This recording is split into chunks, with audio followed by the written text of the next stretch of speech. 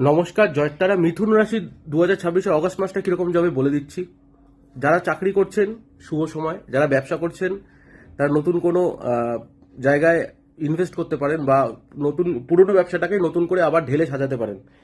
আহ, তবে যাদের পার্টনারশিপে বিজনেস রয়েছে তাদের কিন্তু একটু চিন্তার কারণ দেখছি, কারণ পার্টনারদের সাথে একটু ঝামেলা, একটু কথা কাটাকাটি, ভুল বোঝাবুঝি। পার্টনার কিন্তু ব্যবসা ছেড়ে বেরিয়েও আসতে পারে। অনেক বন্ধুরা এই সময় আপনাকে সাহায্য করতে পারে, ব্যবসার দিক থেকে বলুক, যে কোনো দিক থেকে বন্ধুরা এগিয়ে আসবে এবং সেটা ভালো বন্ধুই হবে। যারা বিয়ে করে ফেলেছেন তাদের সময়টা ভালো যাবে না। ছোট ছোট কথা বড় হয়ে যাবে, একটুখানি তাল মিলিয়ে চলতে হবে মিথুন রাশি জাতক জাতিকাদের ক্ষেত্রে।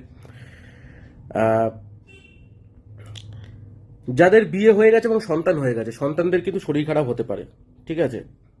অবিবাহিতদের বিয়ের যোগ রয়েছে, প্রেম করছিলেন বা ও দুই বাড়ি থেকে মেনে নিল, বা পাত্রপাত্রী দেখা চলছিল, আপনার পছন্দ হয়ে গেল, এগুলো হতে পারে। নিজে কথা ঠিক রাখবেন এই সময়টা। নিজে কথা দিয়ে শত্রু বানাবেন না। মানে কাউকে এমন কিছু বলবেন না সে আপনার উপকারেই আর লাগবে না, বা সে আপনাকে শত্রু মনে করবে, এই জায়গাটা কিন্তু ক্রিয়েট করবেন না। এই জায়গাটা হতে পারে। ঠিক আছে। এমন কিছু জায়গায় এখন টাকা ইনভেস্ট করবেন না যেটা আপনার জন্য দরকার নয়। দরকারি জায়গায় টাকা ইনভেস্ট করবেন।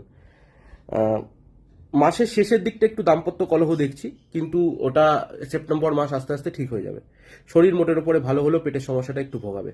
আর নিজের কুণ্ডলি চেক করানোর জন্য স্ক্রিনে দেওয়া নম্বরে হোয়াটসঅ্যাপ করবেন। ধন্যবাদ।